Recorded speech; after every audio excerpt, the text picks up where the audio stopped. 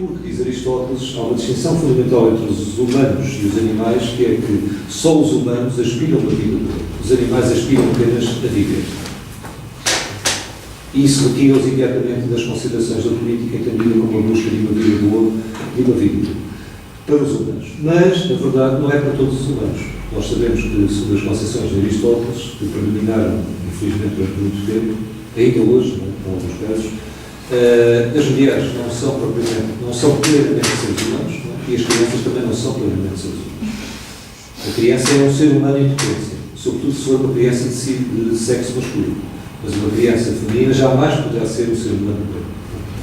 E fora desta preocupação de uma vida boa, ficam também os escravos, que não têm direitos de cidadania na política pensada por Aristóteles e de acordo com a prática ibérica grega tradicional. A política, na verdade, portanto, a teoria política no Ocidente surge associada a um lugar muito particular, a cultura grega, a água ibérica, portanto, a praça pública, e tudo isto parece ser inseparável dos valores que predominam na sociedade grega clássica, que são já os valores patriarcais, os valores urbanos, os valores antropocêntricos. A política surge também associada ao surgimento de uma certa orientação da filosofia grega, como busca de passar de uma sabedoria da vida, ainda muito consciente da unidade entre todas as formas de vida, como nós encontramos nos pensadores do século VI e V antes da nossa era, os pensadores pré-socráticos, para os pensadores como Platão, como Aristóteles, portanto, já do século V, século IV, que começam a ver na filosofia, portanto, uma forma de classificar o mundo, de elaborar um conhecimento científico, classificando o mundo, repartindo o mundo conceptualmente nas várias classes de seres, onde começa a estar tudo muito arrumado. Os deuses estão no céu, os humanos estão na terra, os animais estão na terra, mas devem servir os humanos, e, portanto, tudo está arrumado nos seus lugares próprios, não é? E não há a possibilidade alguma de circulação desses seres entre si, coisa em que ainda acreditava Platão, porque acreditava que as almas poderiam assumir formas divinas, formas humanas, formas animais, e, portanto, tinha menos o sentido dessa separação do divino, humano e animal. Com Aristóteles e com o desenvolvimento posterior da filosofia grega, começam a criar-se cada vez mais barreiras mentais, conceituais, entre os deuses, os humanos e os animais. E, obviamente, os animais, a natureza, estão num patamar inferior ao patamar da humanidade, que está no plano intermédio entre o que é animal e natural e o plano dos deuses, o plano do que é divino. Assim, de passagem, poderia ainda notar que, de facto, a cultura grega clássica é uma tradição muito particular, que se impõe cada vez mais desde há cerca de 4.000 anos, que é a tradição indo-europeia. Dos povos que migram do centro da Europa e migram quer para o Oriente, quer para o Ocidente, colonizam as populações indígenas, dão lugar enfim, a toda uma outra cosmovisão, em que os deuses deixam de ser identificados com aquilo que as forças imanentes à natureza, que estão sobretudo na terra, debaixo da terra, nas fontes, nos rios, nas árvores, e passam a estar a imaginar-se que estão no céu, e os deuses deixam de ser representados sob figura feminina, desaparece o imaginário da grande mãe, identificada de alguma forma com a própria natureza, e os deuses passam a ser vistos como masculinos e como verdadeiros. E, portanto, estes povos europeus são povos também, fundamentalmente patriarcais, verdadeiros e peritos no trabalho do ferro, no trabalho dos metais, na construção de armas, de carros de guerra e na domesticação dos animais. E puseram-se, por exemplo, na Índia, sobre as culturas dravidianas, que eram culturas patriarcais, culturas pacíficas, enfim, isto poderia levar os culturas. Os grandes impérios da nossa civilização são impérios quase todos criados pela civilização indo-europeia. O historiador das religiões, Emílio Cheliard, diz precisamente que o último grande império indo-europeu a cair foi o Império Colonial Português. Um exemplo, portanto, desse espírito colonial, imperial e colonial próprio da cultura indo-europeia. Agora, voltando à política. Portanto, a política parece-me surgir no âmbito, a teoria política ocidental e a prática política ocidental no âmbito desta cosmovisão indo-europeia e muito associada também às estratégias da retórica e da persuasão. Na praça pública helénica, no fundo, a retórica e a persuasão eram trabalhadas, eram treinadas como forma de convencer o outro. Eu chamo a atenção para este verbo, convencer. Procuro-se ter razão. Eu procuro ter razão, procuro retirar a razão ao outro.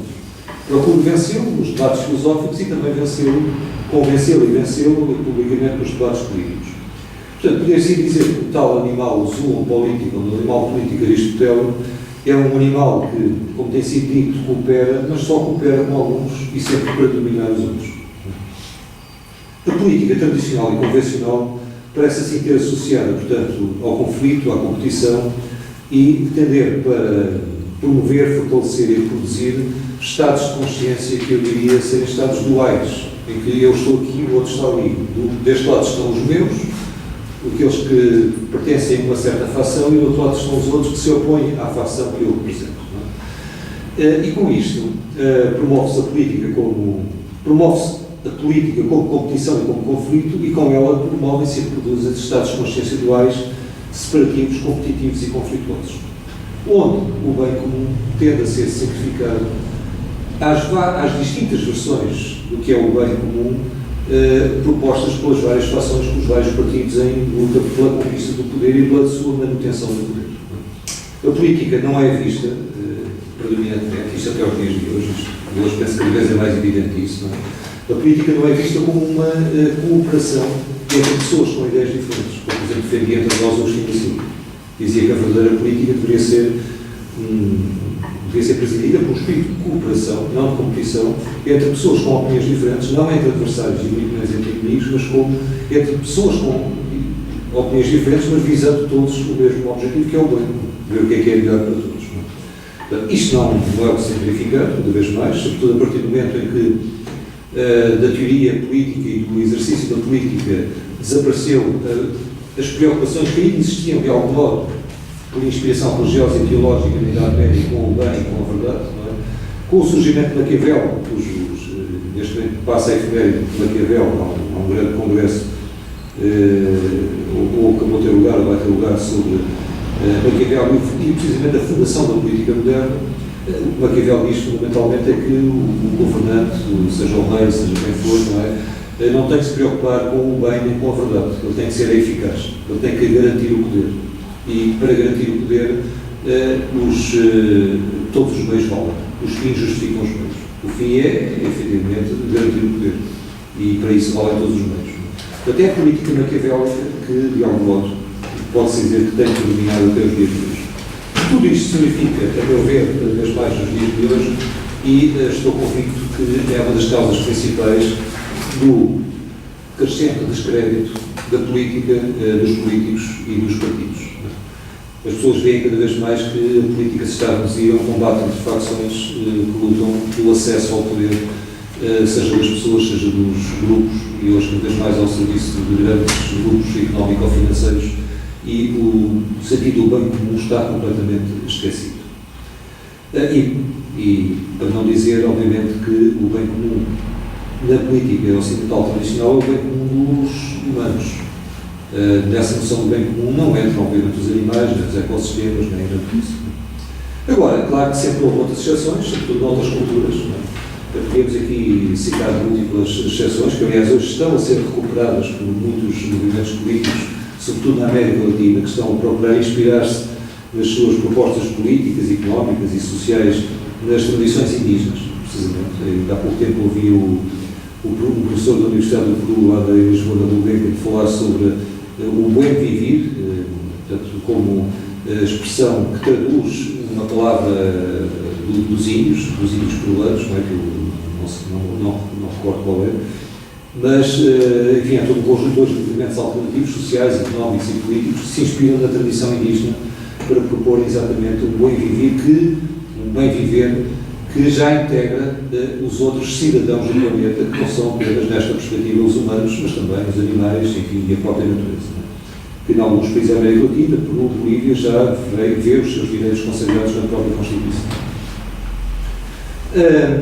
E a dizer, portanto, é claro, todas as tradições, e pontualmente surgem exemplos de governantes que, é o caso, que são exceção a esta regra. Estou a recordar um quase contemporâneo de Aristóteles, que foi o rei indiano Ashoka, que se proclamou a si próprio como o amigo de todos os seres.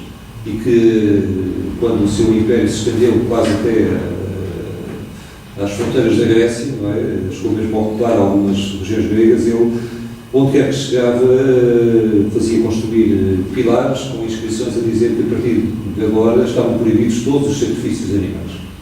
E ele procurou sempre promover o vegetarianismo em todos os lugares onde o seu poder se exerceu. Agora, não é isso, obviamente, que triunfou nesta política de matriz ocidental e globalizada, e pode-se dizer que ela ainda decorre nesse ciclo imperial e indo-europeu, que, claro, hoje já não se manifesta na conquista violenta do território de outras populações, não é? Mas passou do ciclo imperial para o ciclo colonial, que, entretanto, deu lugar a um novo ciclo que alguns, como é o caso entre nós do professor Boaventura Sousa Santos, consideram o ciclo neocolonial, que é o ciclo desta colonização, desta neocolonização inerente à globalização, que é uma neocolonização económico-financeira, mediática, tecnocientífica, não é?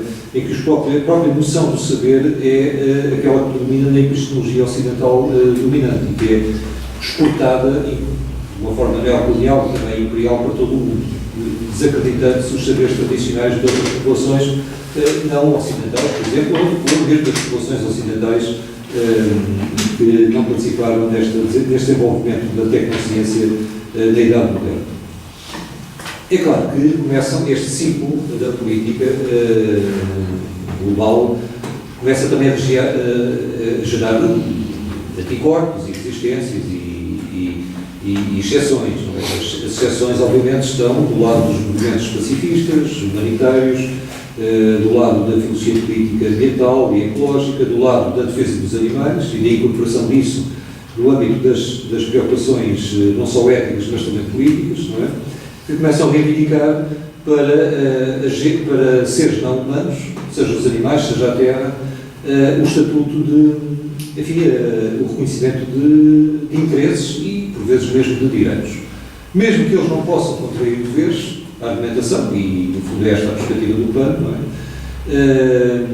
Os animais e, eventualmente, a própria terra, a própria natureza, podem ser considerados, mesmo que não possam assumir deveres, mesmo que não possam ser agentes morais, porque obviamente não são suscetíveis de uma reflexão e de opções éticas, mas não se pode negar que são pacientes morais, ou seja, eles sofrem as decisões e as ações as decisões tomadas pelos seres humanos e as ações perpetradas pelos seres humanos que lesam o seu interesse fundamental em terem uma vida boa, em não sofrerem e em serem felizes cada um ao seu modo. Não?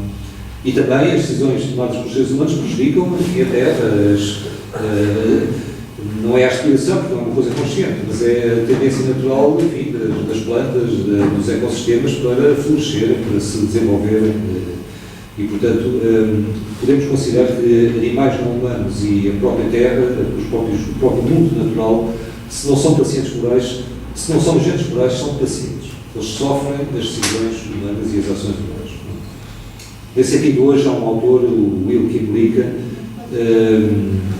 que escreveu um livro muito recente, há 2 anos, Zoopolis, que é muito importante para este repensar da política em função também dos interesses e dos direitos dos animais. Eu considero que a questão da defesa dos animais tem estado muito confinada ao domínio apenas da ética, que é importante, mas tem de se passar daí para uma teoria política.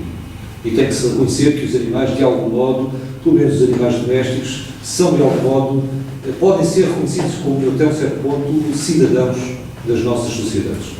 Porque vivem em comunidade com os seres humanos. Muitos seres humanos é a única companhia que têm e eles são uma forte companhia em termos, e também isso contribui imenso para o desenvolvimento psicológico e afetivo dos seres humanos.